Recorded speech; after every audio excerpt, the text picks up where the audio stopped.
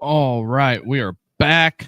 Richie joining the program this evening. Rich, how we doing, man? Getting ready for Christmas or what? Yeah, getting ready, man. It's coming down to the wire. Oh yeah. Last 48 hours, Duke. Oh yeah. I hear you on that. So, all right, we'll start this one off. If you're new here, do us the biggest favor and hit that like and subscribe button. That helps us a ton. Rich, as the thumbnail states, we have transfer portal chaos. We have legal battles going on with NIL. You name it, you got What a it. time! What a time in college football. Who would What have a thought this would happen? what a time to be alive. We will get to the topic du jour here, but started off with Notre Dame USC cannot come to an agreement. What are your thoughts on that? To me, that's a damn shame. That's one of the best rivalries in college football, Duke. It's sad to see that we're not going to see it for what are they going to resume 2030 I possibly? believe, I believe so. Yeah, so for Um, like the next couple of years, it's going to be that empty void feeling like we're not going to see USC Notre Dame at ND or at USC. It's always a I think it's one of the top 10 rivalries in college football. right. I look at it and I think to myself, it's like, how can we not come to an agreement on this? But Notre Dame, like I said, I'll just leave it at this. I think Notre Dame has bigger fish to fry at the moment than the USC rivalry, and we'll probably know in a few weeks on that. Yeah. So there is that. Also, Keyshawn Johnson comes out and makes some comments today. This via Yahoo Sports. We got a head coach that knows nothing about being a Trojan. Good old Key. What? Oh, always vocal, always vocal. What are you? What are you thinking on that? I mean, Keyshawn Johnson, is vocal. I find it very bizarre that it has came to this to where Keyshawn Johnson has to come through and say something like this. I mean, I don't blame him. That's his alma mater. He's tired of seeing mediocrity out there. Yeah, I don't disagree whatsoever. I think the Keyshawn Johnson comments are warranted. Yeah. I think at the beginning of this, everybody didn't know what they were going to get whenever Lincoln Riley had signed. They brought him there from Oklahoma. It was all kind of up and down, up and down, up and down. And then, they've been 9-3, haven't made the college football playoff. Arguably, you could say that they've been bad on defense. They've been trying to work that whole thing out, and LA's a tough town. You gotta win, or they'll eat you alive. Yeah, you got to win, and the thing is too, there's a lot of talent out there in California. You got Mater Yeah. D. You got You mean modern day? the I thought it was Mater D, Mater D. Modern day. That whole LA area is full of talent,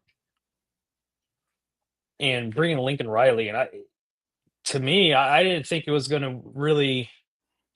They made the big splash, but the results aren't there. And rightfully so, and rightfully what Keyshawn said. He doesn't know what it means to be a Trojan. Right. And And USC had that run for so long in the early 2000s. When I started really getting into college football, USC has always been a top tier program from the 60s, 70s, 80s. oh yeah, they fell off in the 90s. Yeah, I remember. Yeah, the 90s. Then I think when he was there, they were decent because he was the number one pick the year he came out. Oh yeah, that is right. The Jets drafted Keyshawn Johnson. What, first? Yeah. 1 overall. Yep. I forget what draft. I don't know if that was 96. Can't remember. Yeah, something like that. Also, moving on, we will get to the Ohio State side of things. Ohio State's the first FBS program to allow less than 17 points of its first 13 games since SMU. I believe it was SMU 1935 was the last time that this has happened. Ohio State with a historically good defense. Are you shocked by this at all? See, I didn't know that stat. I know they were comparing this team, to the 21-22 Georgia team when they were allowing 7 points per game, something along those lines, right, Duke? Right. Hats off to Matt Patricia. Good old Knowles leaving after Ohio State won the Natty. To me, that's the biggest upgrade is Matt Patricia and what he's done with just in a year's time. I can't imagine what next year's defense is going to be like. Yeah, that is if Matty P is there at the end of the year, because you have to remember you've got to get through NFL Black Monday, which is coming up in 2 weeks. So there is that. Also, hats off to the folks at Ohio State. Hell of a defensive run. And then we will get to Jeff Brom has emerged as the leader in the clubhouse for the Michigan job. Ooh. Any thoughts? I didn't hear that. Yeah, that's what On3 put out a couple of days ago. I guess they're all on it and running with it. I don't know if I would count the chickens before they hatch there on the No, I think he's going to stay at Louisville. What he's done previously at Louisville in the early 2000s, they were very competitive. I think he's almost, with the new era on the transfer portal, I don't see him going anywhere. I think he's going to stay put at Louisville. Yeah. Good luck finding a position or somebody to fill that vacancy up in Ann Arbor. Not a lot of people want it. No. So there is that. Also, we're going to talk about the city that I live in here, a little NFL side of things, and then we'll get into the meat and bones of it. The city of Fort Wayne decides to post this. It says, "Don't mind us. How this looks? Chicago Bears, downtown Fort Wayne." What are they going to call them? The Fort Wayne Chicago Bears? I don't know what. I think this is the city account just trolling, but troll away.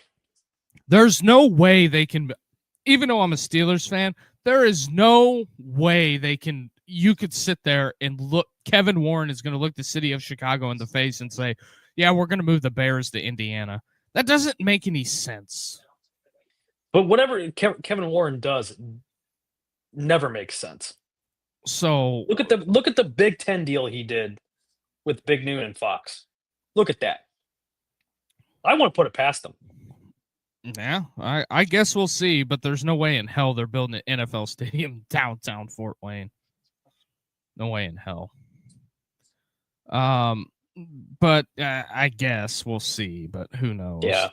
I don't think I would want to build it in Gary either, but that's another fight for another day. Indiana making some program history here. The Rose Bowl versus Alabama will be the first time Indiana has played as the AP number 1. Is it deserving? Yes or no? Yes. I say so. They beat the number 1 team, Ohio State, in the Big Ten championship. They've taken care of business all year long. My hat's off to them. I could say I'm the biggest Ohio State fan there is, but hey, this has been a historic year for Indiana. Heisman winner, undefeated season, number 1 overall in the playoffs. I mean, talk about a triple whammy. Right. So there is that. Also, some side notes here, because the big topic that I want to get to is the lawsuit. But a judge rules Matt Weiss, former Michigan offensive coordinator, must face aggravated ID theft charges. As it's been posted on ESPN.com earlier today, Matt Weiss has been indicted. He was indicted in March for allegedly stealing private photos and videos of more than 3,300 athletes, mostly women from over 100 universities across the country. Federal documents allege that Weiss hacked into the accounts to view and download personal and intimate photos and the videos and took notes comparing Jesus. student athletes' bodies on sexual preferences. His attorneys tried to argue that Weiss was using stolen passwords. It's like using a stolen key to unlock a door. How do you defense that? What the hell? Yeah, I mean, he's got to probably have the best defense attorney. And the defense attorney is going to be like, dude, there's no way I'm going to try to do the best thing I can, try and get your prison time cut down. But you said 3,300 counts? 3,300. 3,300. More than videos and photos of 3,300 student athletes. And then he's got to be looking at, I mean, he's definitely looking at federal prison time. He's looking at a lot. He also pled not guilty, Dan Wetzel reported, and then due process, Duke. Oh yeah, he's not guilty yet, but looks pretty guilty. And then here's one of the statements. The fact that using a house key is not identity theft only reflects that the statute was not written to cover those house keys. It does not show that using another person's login credentials without permission can't be part of an identity theft crime, Edmonds wrote in her ruling. That is what the judge said. So with that, Matt Weiss would be facing 10 aggravated identity theft counts that carry most federal prison time. If Weiss is convicted, he faces 14 counts of unauthorized access and being sued in a separate case by more than 70 women who claim that he illegally hacked into their private accounts and stole personal photos. Weiss was fired by Michigan in January of 23 after spending the 2 previous seasons on Jim Harbaugh's staff as an assistant. The former co-offensive coordinator alleged crimes also date back to his time with the Baltimore Ravens, where he had coached for more than a decade. Weiss faces more than 70 years in prison if convicted. Wow. So there is that. Matt Weiss. Hope it was worth it. You didn't think you were going to get caught? Of course, when people do anything, they never think they're going to get caught. Right. It's just. Yeah, I wonder what they're going to do with the Ravens now. Like if they're going to investigate further with the Ravens. I mean, I wouldn't doubt it. I don't know. So there is that. Also a side note, longtime Iowa State defensive coordinator John Heacock retires. Apparently he's not going to make the trip to Penn State. And then in other news, Notre Dame, like I said yesterday, with the USC thing being on pause, Notre Dame is going to play BYU instead. I guess we'll see if that bears any fruit. Their social media team was having fun with it. No negotiations. They just say spot the ball. So, and then also on another Michigan note, Where was that at? Coach Biff. Biff Poggi had said that he can fix the malfunctioning that's going on at Michigan. There was another story that I had pulled up. I guess breaking news: Thomas Castellanos has declared for the NFL draft. If that registers on the scale anywhere, and also Brooks Koepka is leaving Live Golf. Oh, Brooks. I gotta find that story, but it was. That's what I'm looking for. There was a story that was wrote. There's some of the people out there campaigning. The USC folks are calling Notre Dame soft. I don't know what the. I don't really get the. I just don't get the whole thing. They obviously can't get it together and agree on a time and a place and all that. Yeah. On how to get the negotiations done. Man, I wish I wouldn't have lost that story, but the Braum stuff is trending like crazy right now on Twitter. All the Michigan folks are running with it.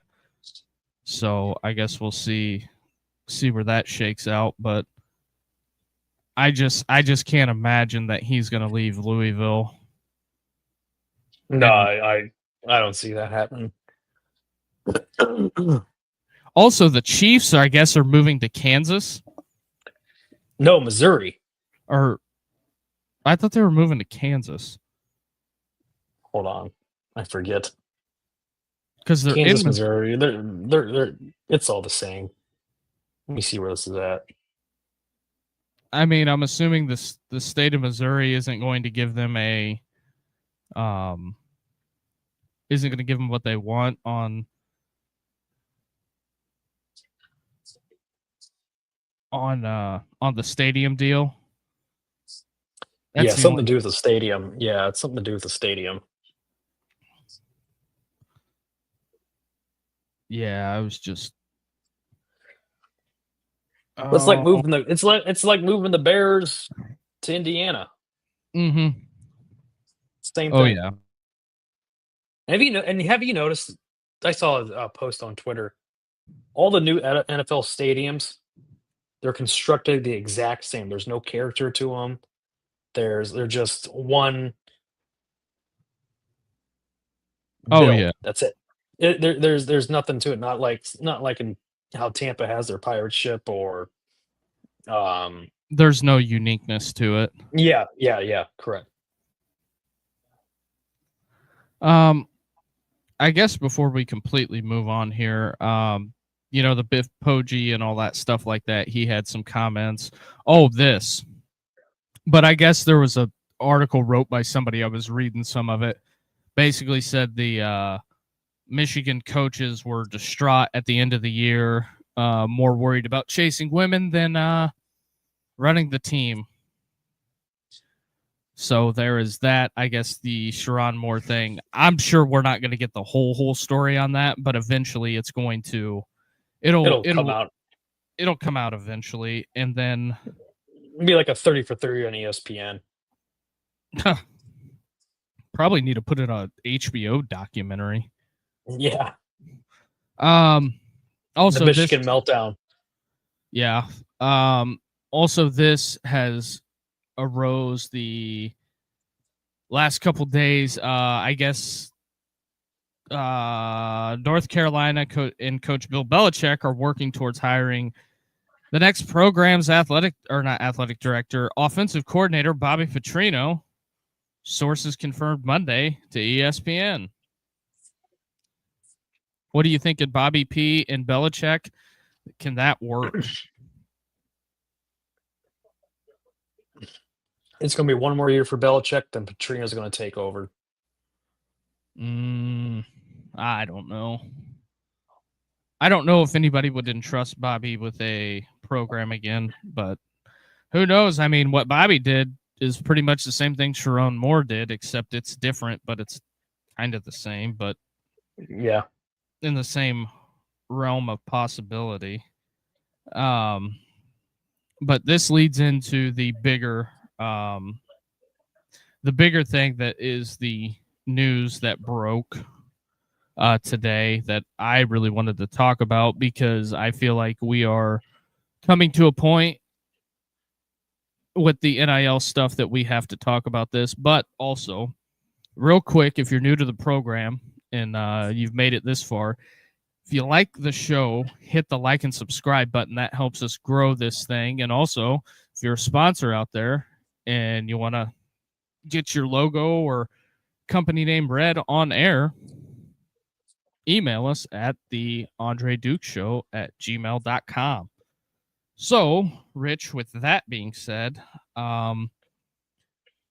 the opening of the article says Georgia sued, opening the door to challenge transfer portal damages. Damon Wilson II says the school's athletic department is attempting to illegally punish him for entering the transfer portal in a lawsuit filed Tuesday, part of an ongoing dispute that could have further implications on contracts in college sports. Now, here's the issue. Wilson transferred last January to Missouri, where he was the team's leader in sacks during the 2025 season. After signing a term sheet for a 14-month name, image, and likeness contract with the Georgia's Booster Collective, he collected $30,000 in initial payment for what was a $500,000 deal. Before leaving the Bulldogs, Georgia filed a lawsuit last month claiming that Wilson owed the athletic department $390,000 in liquid damages for leaving the team. So, with that being said, Rich, I think at some point you got to hold these kids accountable, because you signed a term sheet and then you left. You owe Georgia the money. Period. Because when LSU hired Lane Kiffin, you know what LSU had to do? They had to pay Ole Miss. So either he's going to pay him, or somebody at Missouri is going to have to compensate the Georgia athletic department. I don't think he's going to be able to get out of this, because his counsel is arguing that it's not a contract. Well, how the hell is it not a contract? You agreed. That's like to me. The terms and conditions. Yeah. It's like me. Let's just say I'm going to hire you for $1 million, and I give you $100,000 up front, and you decide that you want to go work on Bussing with the Boys or whatever podcast. Yeah. Well, I'm going to sue you for liquid damages. Yep. Liquid damages. I don't see how you can sign a contract and not enforce it. No, I mean, and sooner or later, Duke, I really do think they're gonna.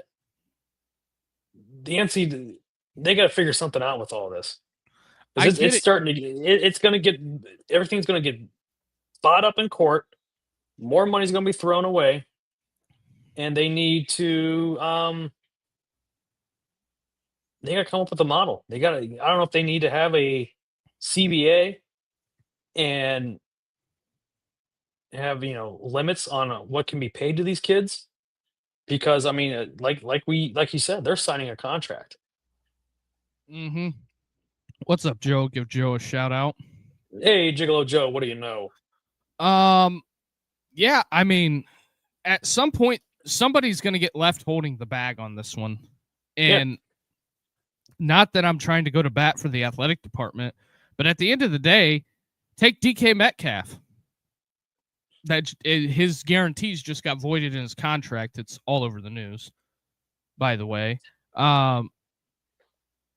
This is what happens when you have people negotiating contracts that don't understand how contracts work. Contracts are not for the benefit of the player or the university. It's a strict code of guidelines that sets the rules on what either side can do. And essentially, in my opinion, these pay-for-play contracts are labor agreements. You're going to play for us, and we're going to pay you. When Correct. you break the contract, I haven't followed up what they did with Nico's brother in Arkansas, but I strongly believe that if you are going to sit down and look the Georgia Collective in the eye and sign the damn contract on the dotted line, you need to be held accountable for your part of it. Period. Because everybody wants to say that, well, they're just kids. Well, when you leave high school, or maybe get you some damn representation that understands what you can and can't do, instead of having Uncle Willie represent you. Yep, exactly. Hire some counsel. It's going to cost you what, 3-4%?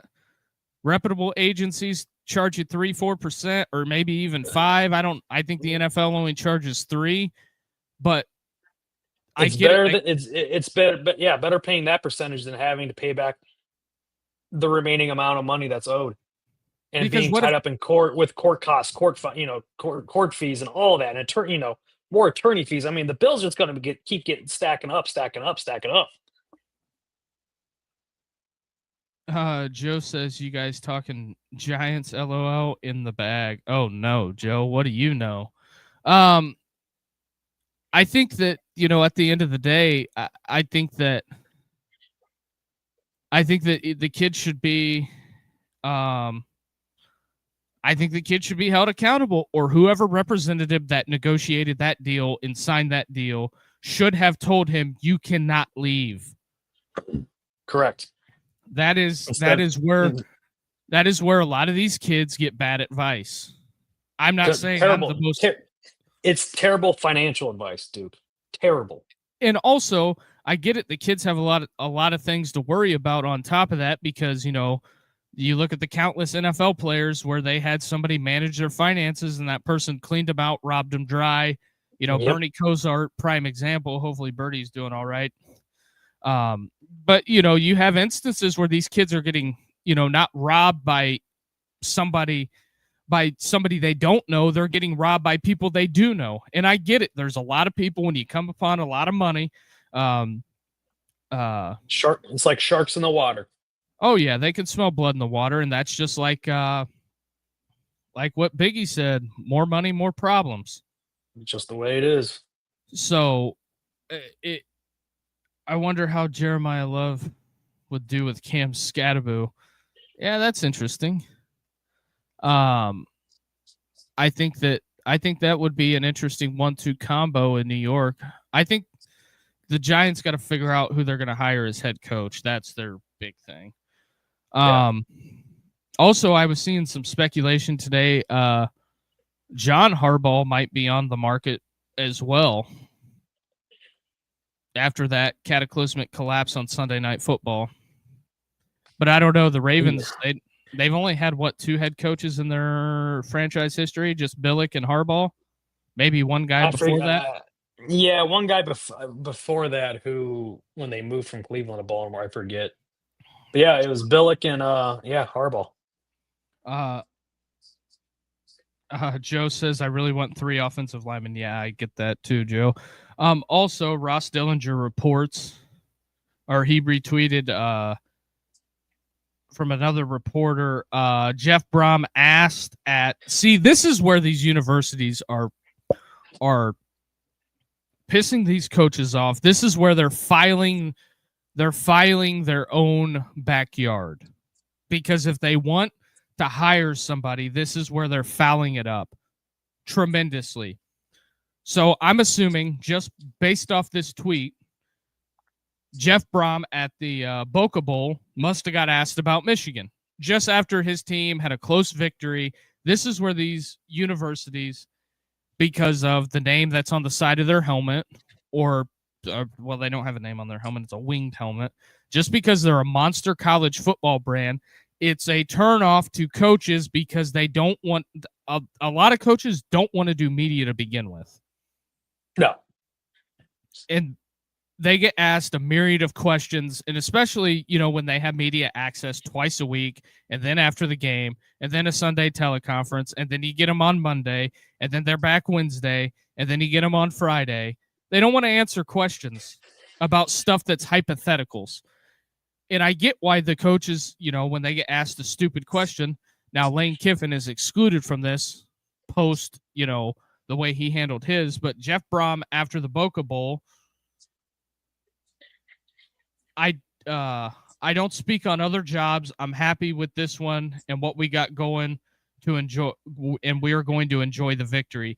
AKA, that is a answer to, in my opinion, Michigan on you guys let it leak. I didn't leak it. Even if they were talking, they did not leak. The beat comes up with these names, and they throw them out there and see what sticks. Yeah. Because, and also I guess there was a brawl after the Louisville-Toledo game today. Oh, man, I missed it. So, I guess whatever, but at the end of the day, in my opinion, at the end of the day, if you're going to hire somebody, don't leak it to the media. Hire them and be done with it. Stop trying to do drip, all this. drip, flood, all that. Because what was the Penn State people doing? They were floating out there, Lane Kiffin, Kane Womack. They were floating out all kinds of these names. Matt Rule was the real hot name for the longest time for the Penn State job. And they hire Matt Campbell after the season. Yeah. So you shoot yourselves in the foot. That's what happened. That's what you get. And then I guess real quick before we talk some college football playoff, we'll go over the best possible fits, the A+ coaching hires. Now, don't shoot the messenger. This is not my list. So Lane Kiffin, obviously number one at LSU. Right. Joe says Campbell would be great for Penn State. Yeah, if they just give him enough time. I don't know how patient they're going to be up there in Creepy Valley, but we'll see. James Franklin, number 2. Eric Morris, 3. Summerall, 4. Jim Mora, 5. The guy they hired at Kent State is number 6. ESPN has ranked him higher than Matt Campbell. Charles Huff, which I think that's really underrated. But, as I'm going down the list, I posted a short about this. Alex Grinch was the hottest name.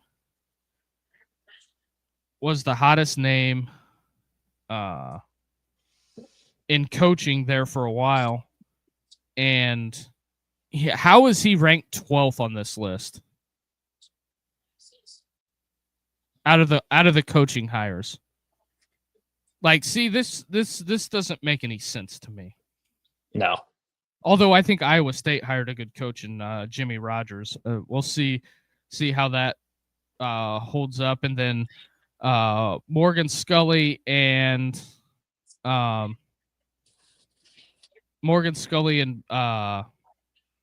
Pete Golding, they pretty much put all the defensive guys together in one grouping because Oregon's defensive coordinator's behind them too.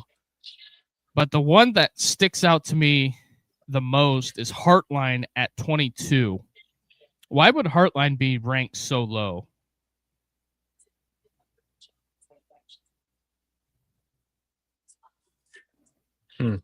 That's bizarre to me.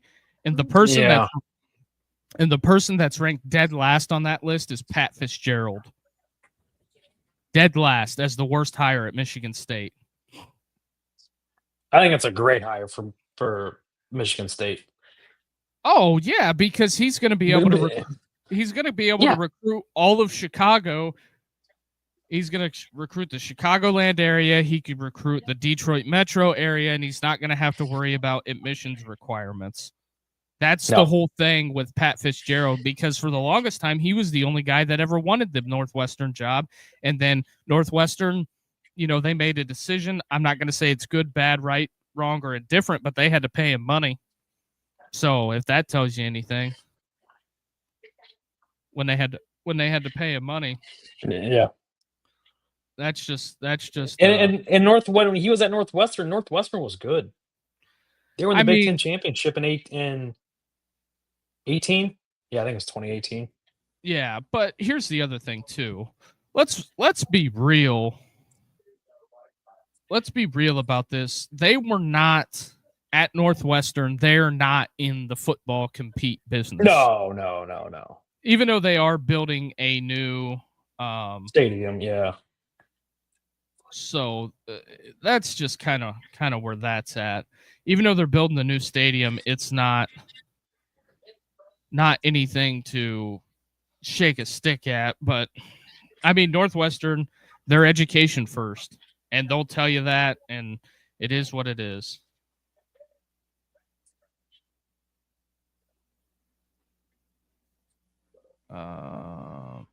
Yeah, so there's that. I'm just scrolling the internet here, but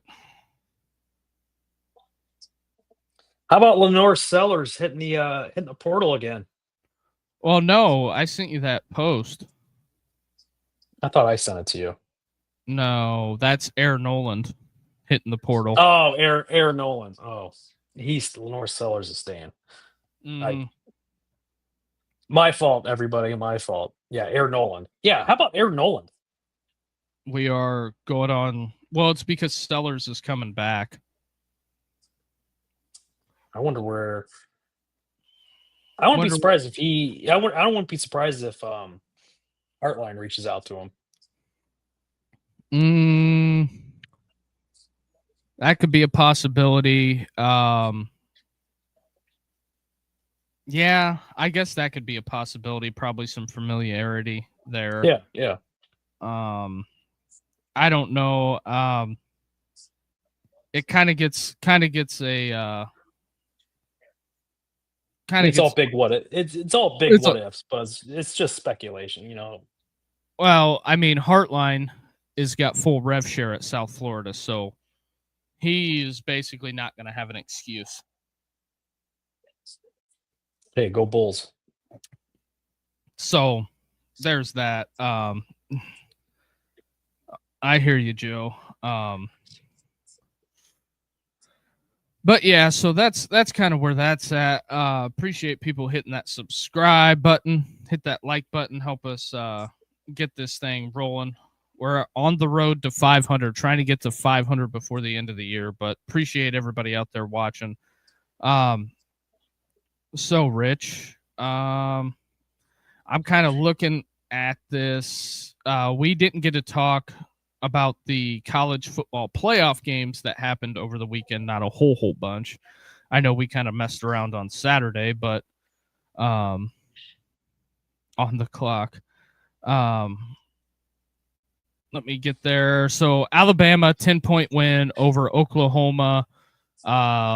Oklahoma had a hell of a season. Too bad it ended that way. Alabama moves on to take on Indiana. Any takeaways from the Alabama-Oklahoma game? I thought for sure, watching that game, how it was progressing with Oklahoma. I mean, they were taking it to Alabama. I'm like, this is going to be over before halftime. And then when Alabama scored that, was it 4th and 5? Yeah. That was the play that turned, like Herbstreit said, that's the play that turned that whole thing around for Alabama. And hats off for Alabama to keep fighting through and getting that victory Friday night. How they stack up against Indiana, I'm anxious to see. Okay, because they're going to be physical with Indiana. So okay, go ahead. Here's where I'm at on it. Can you tell me what the rushing numbers were for Alabama off the top of your head? Because I got them right in front of me, and I'll relay them to you. I knew it was under 100. It was well below 100. Alabama Alabama carried the rock for 25 times, even though in college football, Ty Simpson had 6 carries for minus 22 yards. But Alabama had 25 carries for 28 yards, averaging 1.1 yard a gain. Yeah. Is that concerning or not? That is a major concern because you can't be one-dimensional against Indiana. Because Kane Womack, I mean, they only gave up 24 points. Oklahoma still has not, in an SEC game, scored over 35 points, I do believe. So that's unlike Alabama. That's unlike Alabama. No. Oklahoma has not scored. Oklahoma. I'm sorry. Has not scored more than 35 points in an SEC game. So there is that. I believe Mateer is out of eligibility, if I'm correct. So let me just double check that. So I'm going to assume Oklahoma is going to be in the portal again, looking for another quarterback. Yeah. Well, I guess Mateer's a junior, but does he go to the NFL? I don't think so. So they'll have Mateer back, but they got to work on a backup plan for Mateer for 27. Yeah, for 27. I don't think there's any shocks here. Tulane 10, Ole Miss 41. Yawn fest. I think it was a real emotional, a highly emotional day for the people on the Tulane side of things. Also, Coach John Summerall lost his father the week of the game, and also with vacating the head coaching job at Tulane, being the head coach at Florida. Wish John nothing but the best. It's gotta been that's a rough week. It's a rough week. Yeah, that's tough. Condolences to him. And then also Ole Miss rolls. It didn't look any different per se. Also, in other news, they announced Charlie Weiss Jr. at LSU as the offensive coordinator. You have the offensive coordinator currently coaching at Ole Miss and some of the assistants. I think that whole thing is bizarre, to say the least, Rich. I think it's very bizarre. Yeah, it's definitely like you're still with your ex-girlfriend, but you have a new girlfriend, but it's kind of a weird dynamic. I think it's a weird dynamic. I think it's going to get weird down there in Oxford, because if they win next week, you're not going to have your offensive coordinator when the portal opens if they beat Georgia. If you're Ole Miss, do you let someone around the team that's on another coaching staff coach? Hell no. I don't think you can if they win next week. No. I don't know how you can with the portal being open. What if he poaches more kids from Ole Miss? Takes them down LSU, like, hey, if we don't win, come with me. You'll be playing at LSU. I guarantee you that's already going behind the scenes. I mean, it makes me wonder. I don't know how, which I would say Pete Golding, probably it's understood we're not going to do that. Joe says, is Weiss following Kiffin? Yes, he is. He is the offensive coordinator at LSU. I think it's going to get bizarre. I think we're going to be seeing some stuff we've never really seen before. I mean, hell, you got two coach being a head coach of two programs. You got coordinators going back to the old school to coach the previous team. I don't know. What if you're Charlie Weiss Jr. and says, I don't want to be at LSU? Then what do you do? Because Pete Golding said it in his press conference that they were asking him about did Charlie feel like he needed to Golding should offer more dough. LSU is a mess.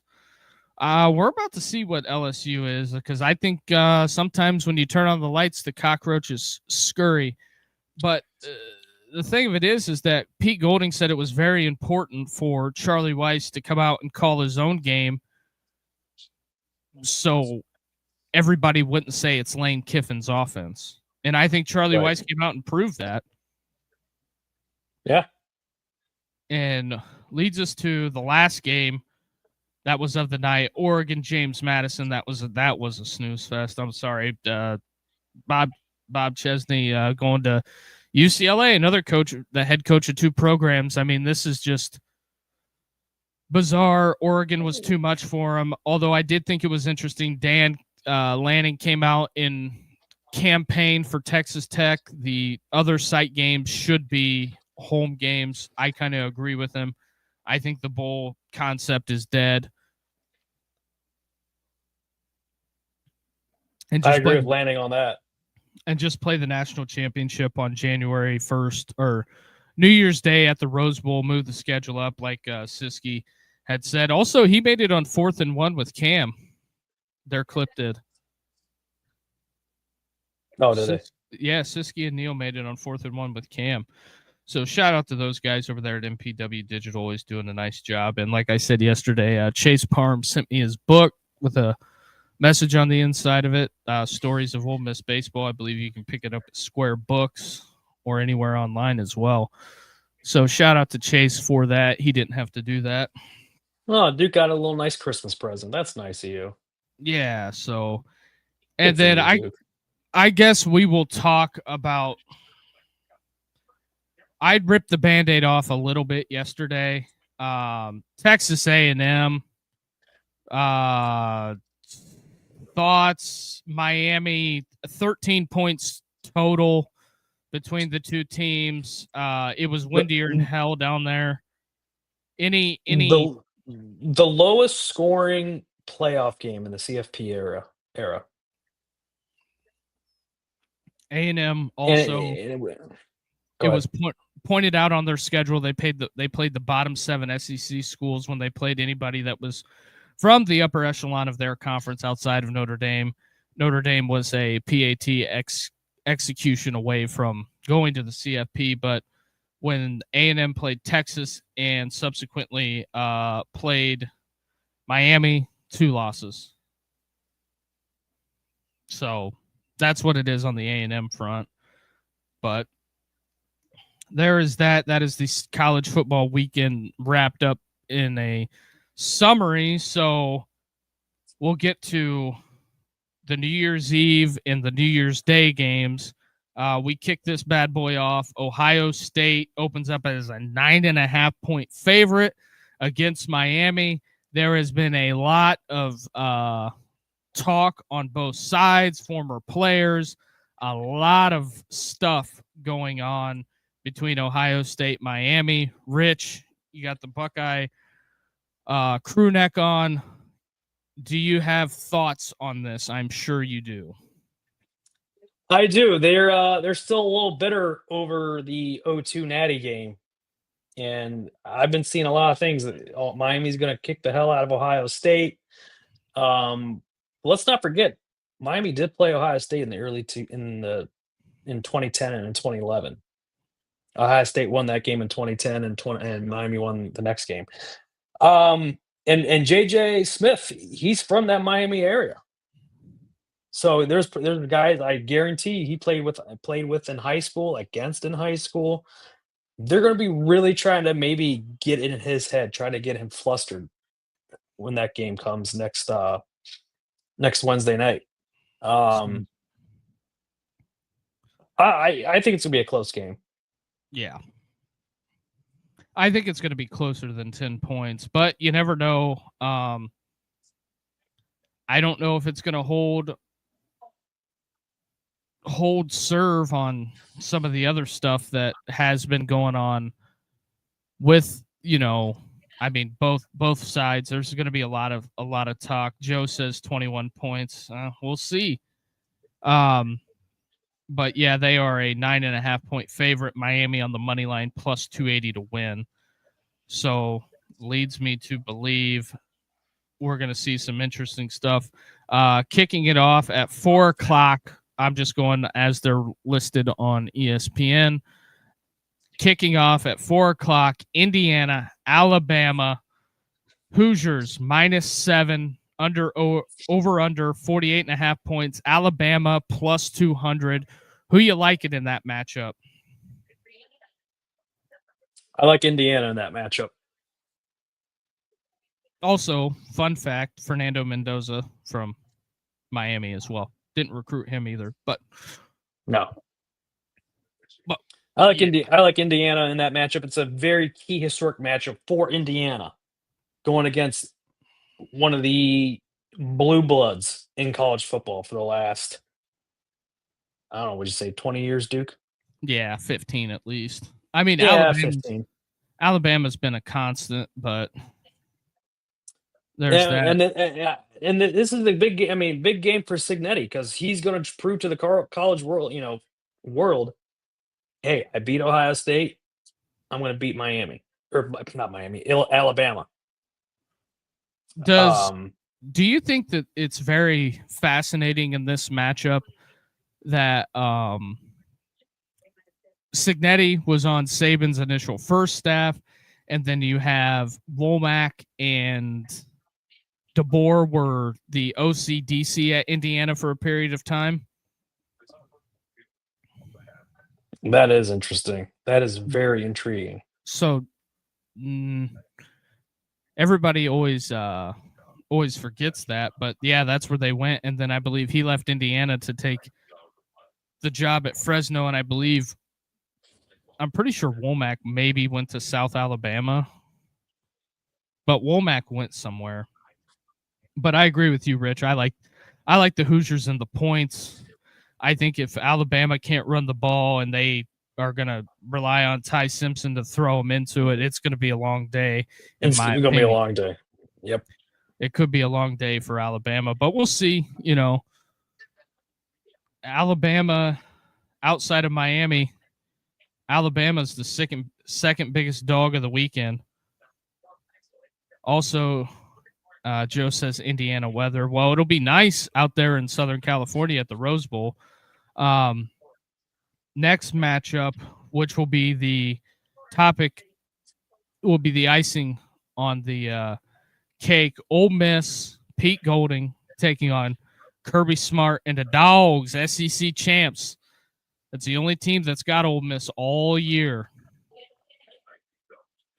Who you liking in that one? I'm going with the Dogs. Going with the Dogs. UGA is a 6.5 point favorite, over under 55.5. Ole Miss is a dog at plus 205 on the money line. You know what I got to say to that? Some people think that, once you beat a team, it's easy to beat them, but it's hard to beat them twice. Let's go hotty toddy. Give me the Rebs, baby. Give me the Rebs. Give me the Rebs. Uga, they've been there. Kirby's been there. He's been in pressure games like this. Big magnitude games. I'm going with Kirby. Sorry, everybody's counting out the inexperience. Even Dave Portnoy piled on and said Pete Golding's uninspiring. But the guy from Delta State, Pete Golding is going to put the college football world on notice. Let's go Rebs, hotty toddy. Give me the Rebs in the Sugar Bowl. Let's go. Got to believe there's got to be one upset in this crowd, and I think it's the Rebs. I think Ole Miss has got a chance. They got a chance if they can defend. If Pete Golding's got something that can defend Gunnar Stockton and Mike Bobo, because Ole Miss is going to score points. You got to remember when they were at Georgia's home, they were up 9 points in the fourth quarter and blew that lead. Hey, like Kevin Garnett says, anything's possible. Hotty toddy. It's always tough to beat that team twice in 1 year, Duke. Mm-hmm. I'm still going with Georgia. Stick them. Hotty toddy. That's the only thing we disagree upon so far. I might shock some people with this. We have a game that's going on in the Capital One Orange Bowl. It's not the last game. It's the noon game. I'm sure a lot of hungover folks are going to be watching and betting this. Oregon is a 1.5-point favorite versus the Texas Tech Red Raiders. Rich, who do you like? Give me the Red Raiders. Oh, we're on the same side on this one. Let's go. Let's go, Red Raiders. I'm in. Yeah. Joey McGuire. I think Texas Tech's defense is going to be real. They are a dog, plus 105 on the money line. Texas Tech. Bet the mortgage, everybody. Bet the mortgage. No. Don't bet the mortgage. Don't bet the mortgage. He said that, not me. Legal team. Just kidding, everybody. Oregon, I mean, Duke, they gave up 31 points. That defense isn't. They're not stout. They're not a stout defense. Now the offense, wham bam, 1-2 play. Yeah, I mean, they're gonna be playing a more physical team compared to JMU, Duke. Let's just keep it real. Joe likes UGA, he likes Oregon, and he likes Indiana. So Joe, but you better get that parlay going. I might have to throw a $25 or a 50 burger ringer on it. It's tempting. It's tempting. I think Texas Tech, a lot of people have dismissed them all year for being in the Big 12. And I think this is their one real shot. They can go out there and prove to the world that they belong. I'll just do it on FanDuel real quick here, just to tell you what the odds are. Where are we at? Oh, yeah, LSU's bowl game is coming up soon, too, as well. I just think it's going to that whole thing's going to be bizarre. So what did we say? Ohio State straight up? Yeah. Take the Red Raiders straight up. We take an Indiana minus 6.5 or Indiana straight up. Hit the I do the under. The under 48.5. Yeah. And then Ole Miss straight up. Hotty toddy. Yeah. Red Raiders. That points. Is a $13.85. $25 pays you $346 on a 4-legger. Ooh. So we shall see. There is that. As I check the breaking news, not really seeing anything. It's getting contentious. I will say this much. It's getting contentious out there in Colorado. I don't know if you watch Matt McChesney's podcast, but a lot of pointed words on the Colorado on that whole deal out there. So we'll see where that shakes out. Also, Nick Saban investing in the Predators, Nashville Predators. Are you in? Are you in on the hockey investment by Nick Saban? You know what? I don't blame Saban. He's got to make a little bit of coin. Why not? The Preds. Sure, he's retired, Duke. Yeah, he's got monopoly. He's got monopoly money you can play with. Yeah, I guess that's true. Also, on a different note, we'll close the show with this. Let's see. Mendoza comes out after taking the Heisman. Yeah, that's a fair point, Joe. Yeah. Speaking of Heisman, do you make anything of the Johnny Manziel no-showing College Game Day? I didn't know. I didn't hear about that. He was supposed to be the guest picker down there at College Station, and he was at the pole fight, didn't make it. I don't know. There's a lot of stuff being brought up about that, and I just, at the end of the day, it's College Game Day. Does it really matter Do you watch College Game Day? I don't really watch it at all. I don't watch it. No. It doesn't shape my opinion. I'll watch the highlights of whenever McAfee says something interesting, or Saban. Yeah. So there's that. Rich, you got anything else? Nope. I hope everybody has a very Merry Christmas. Duke, I hope you have a good one. And yeah, everybody, thanks for tuning in tonight. Catch you back when, Duke?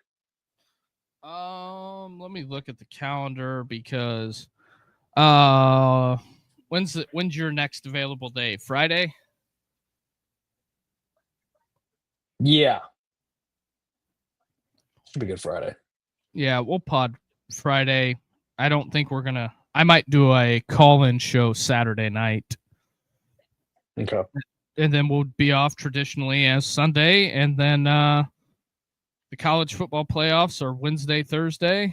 And yes, you too, Joe. Merry Christmas to everybody if I don't see you before then. But I will be live Christmas Eve and Christmas Day. So we'll be talking about something, maybe open forum call-in show or something. Appreciate everybody. And we got to keep the train rolling. So with that being said, smash that like and subscribe button. That helps us a ton. And if you enjoyed this content, turn on the bell notification so you don't miss us. So with that being said, everybody have a good one and a Merry Christmas. Merry Christmas, especially to Joe.